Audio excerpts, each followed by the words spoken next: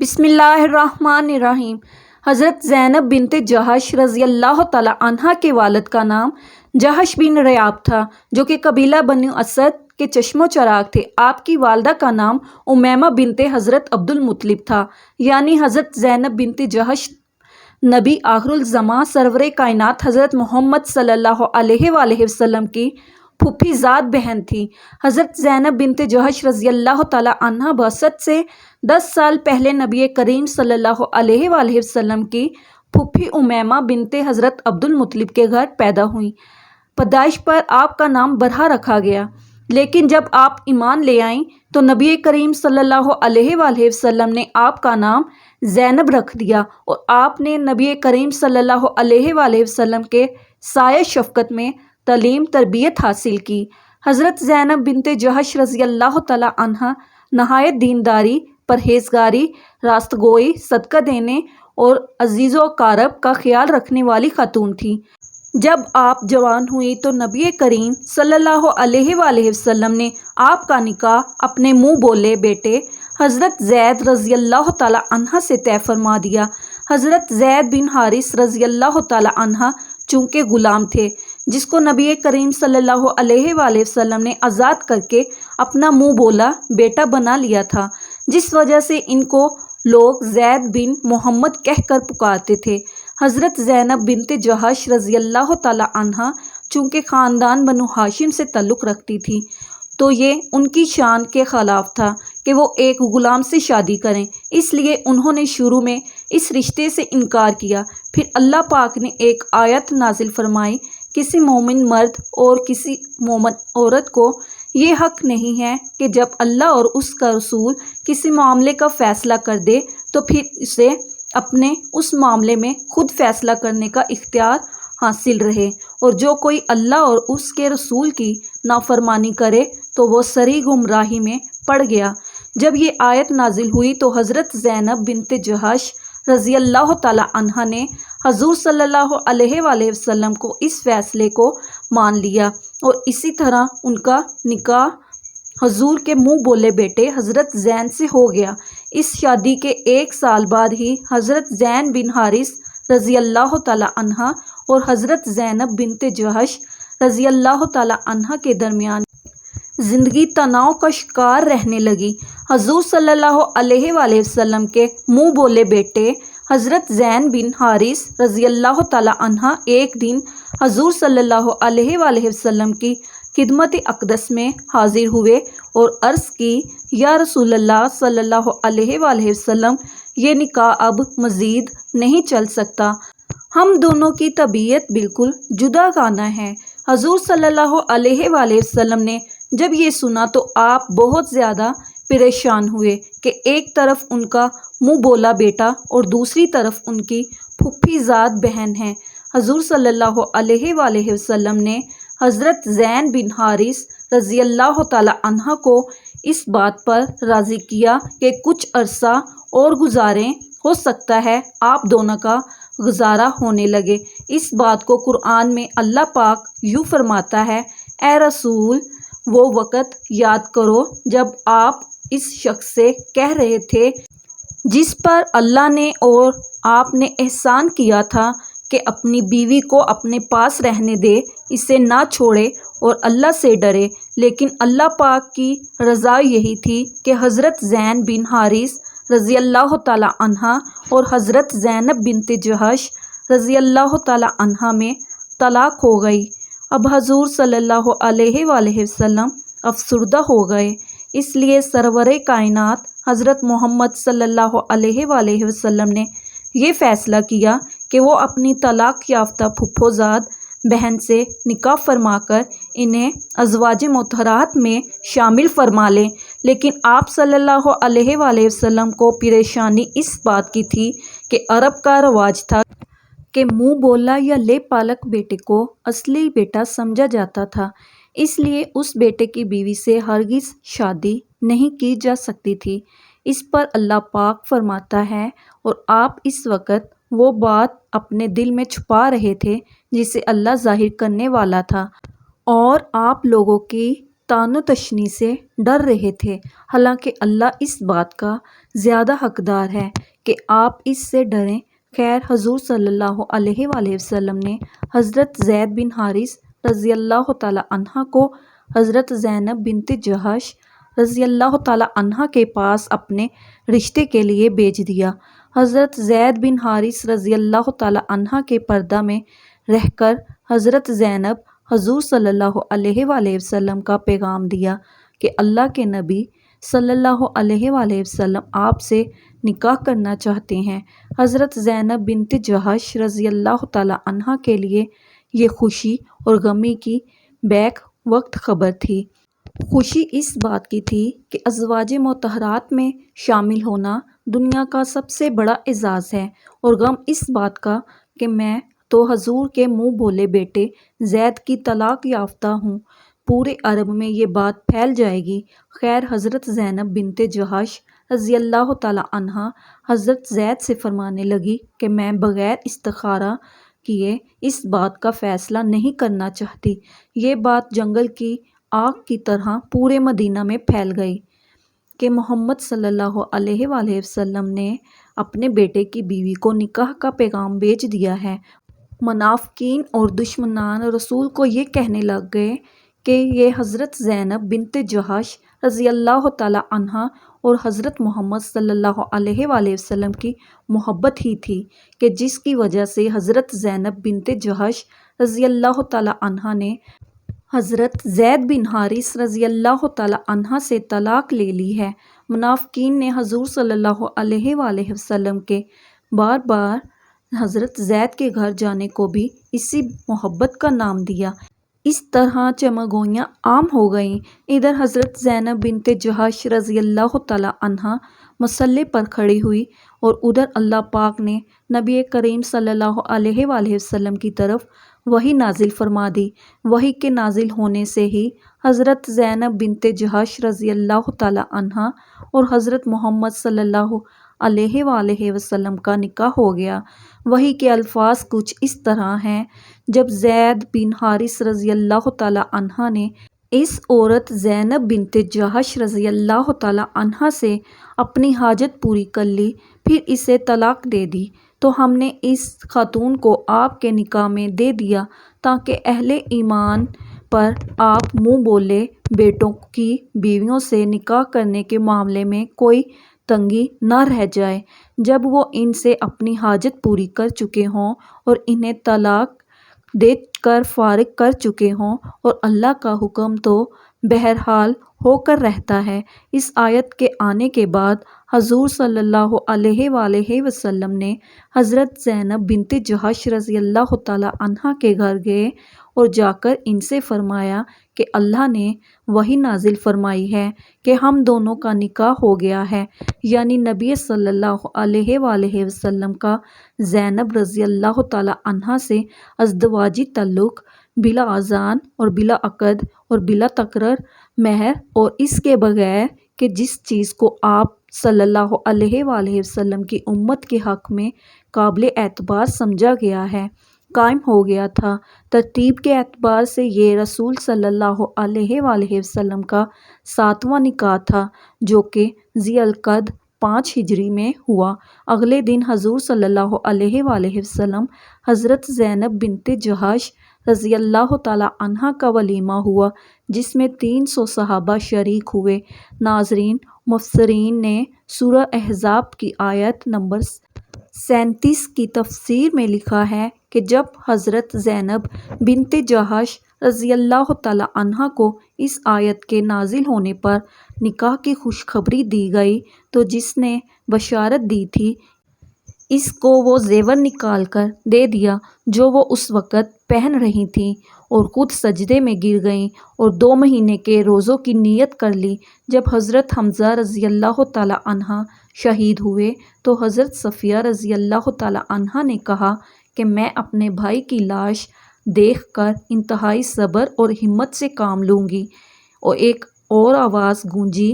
میرے چچا حمزہ نے قرابت کا حق ادا کیا اور نیک اعمال کرنے میں سبقت لے گئے۔ یہ وہ جملہ ہے جسے نبی کریم آقائے دو جہاں حضرت محمد صلی اللہ علیہ وآلہ وسلم کی اکثر دہرایا کرتے تھے۔ حضرت حمزہ رضی اللہ تعالیٰ عنہ کی شخصیت کی گہری تاثیر اور مقبولیت اس قدر زیادہ تھی کہ صحابی اپنے بچوں کے نام ان کے نام سے موسوم کرتے تھے۔ پیارے آقا حضرت محمد مصطفیٰ صلی اللہ علیہ وآلہ وسلم اپنے چچا سے بے حد پیار کیا کرتے تھے۔ ایک دفعہ ایک صحابی بارگاہ رسالت میں حاضر ہو کر عرض کرنے لگا، میرے ہاں لڑکے کی ولادت ہوئی ہے تو میں اس کا نام کیا رکھوں؟ تو رحمت عالم صلی اللہ علیہ وآلہ وسلم نے ارشاد فرمایا،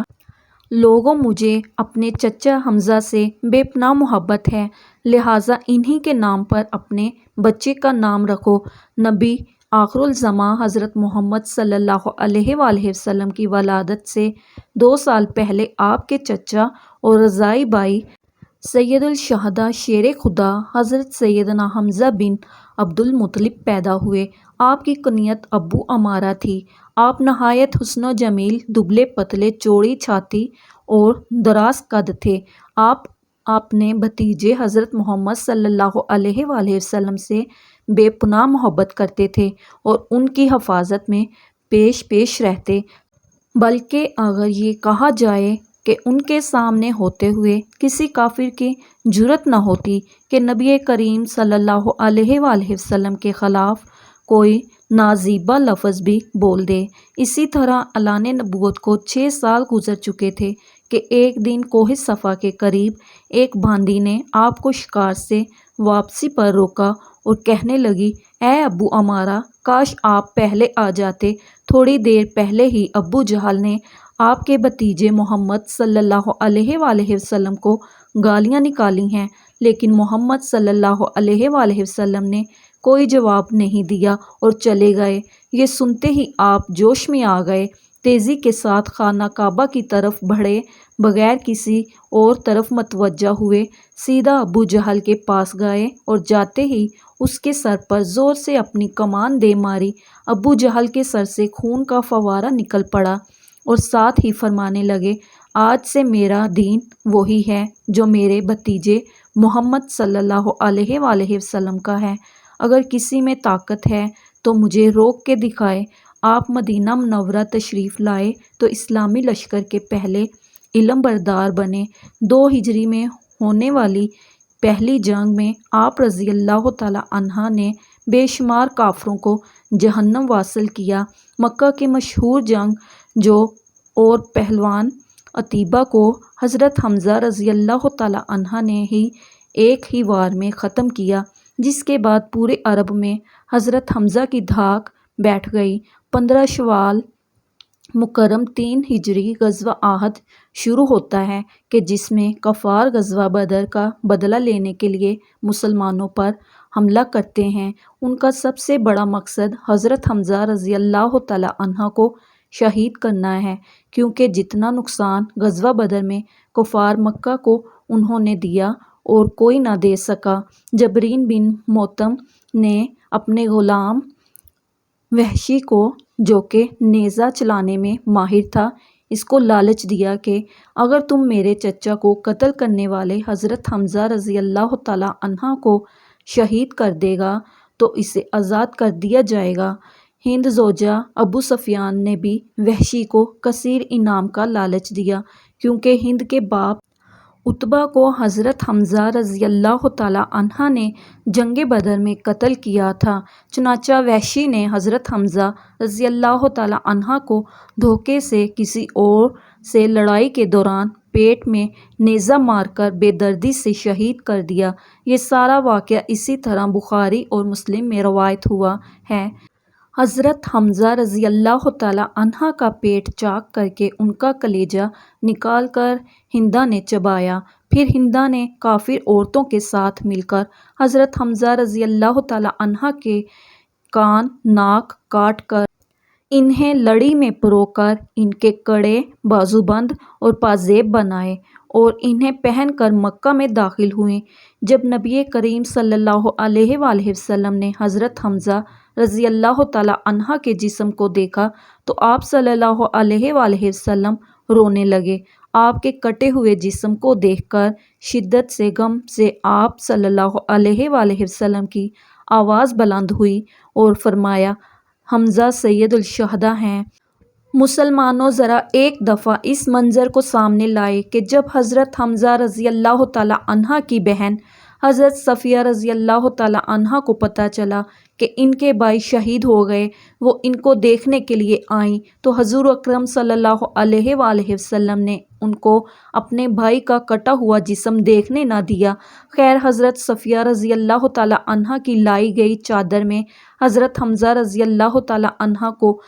کفن دیا گیا۔ چادر اس قدر چھوٹی تھی کہ سر ڈھانپتے تھے تو پاؤں ننگے ہو جاتے تھے، اور اگر پاؤں ڈھانپے جاتے تو سر ننگا ہو جاتا تھا۔ اللہ اکبر! حضور صلی اللہ علیہ وآلہ وسلم فرمانے لگے کہ سر کو ڈھانپ دیا جائے اور پاؤں پر گھاس ڈال دی جائے۔ حضرت حمزہ رضی اللہ تعالیٰ عنہ کی قبر کشائی کی پہلی روایت حضرت جابر رضی اللہ تعالیٰ عنہ نے بیان کی ہے، جسے امام مسلم اور بخاری نے بھی روایت کیا ہے۔ حضرت جابر فرماتے ہیں، جنگ احد کے 46 سال بعد معاویہ بن ابو سفیان کے دور حکومت میں انہوں نے ایک نہر احد کے مقام پر نکالنے کا حکم صادر کیا۔ جب اس نہر کا کام شروع ہوا تو منادی نے مدینہ میں یوں صدا لگائی، جن لوگوں کے شہید رشتہ دار احد میں دفن ہیں، قبر کشائی کر کے اپنے اپنے شہداء کے جسد کسی دوسری جگہ منتقل کر لیں تاکہ وہ پانی سے محفوظ رہ سکیں۔ حضرت جابر بن عبداللہ رضی اللہ تعالیٰ عنہ فرماتے ہیں کہ یہ سن کر مدینہ والے احد کی طرف نکل پڑے، جن میں خود بھی شامل تھا، کیونکہ میرے والد عبداللہ بھی احد کی جنگ میں شہید ہوئے تھے اور وہاں ہی دفن تھے۔ میرے والد عبداللہ اور عمرو بن جموح ایک ہی قبر میں دفن تھے۔ شہادت کے وقت عمرو بن جموح کی پیشانی زخمی تھی اور میرے والد نے عمرو کی پیشانی پر ہاتھ رکھا ہوا تھا، اور اسی حالت میں دونوں شہید ہوئے۔ اس لیے صحابہ ان کا ہاتھ ہٹاتے تو پیشانی سے خون نکلنے لگتا، جس کی وجہ سے رسول اللہ صلی اللہ علیہ وآلہ وسلم کے حکم کے مطابق ان دونوں کو اسی حالت میں ایک ہی قبر میں دفن کیا گیا۔ حضرت جابر بن عبداللہ فرماتے ہیں کہ جب حکومتی سپاہیوں نے میری موجودگی میں میرے والد عبداللہ اور عمرو کی قبر کھولی تو جیسے ہی عمرو کی پیشانی سے میرے والد کا ہاتھ ہٹاتے تو تازہ خون کے فوارے نکلنا شروع ہو جاتے۔ یہ معاملہ دیکھ کر انہوں نے یہ قبر بند کر دی۔ اس کے بعد سپاہی حضرت حمزہ رضی اللہ تعالیٰ عنہ کی قبر کی طرف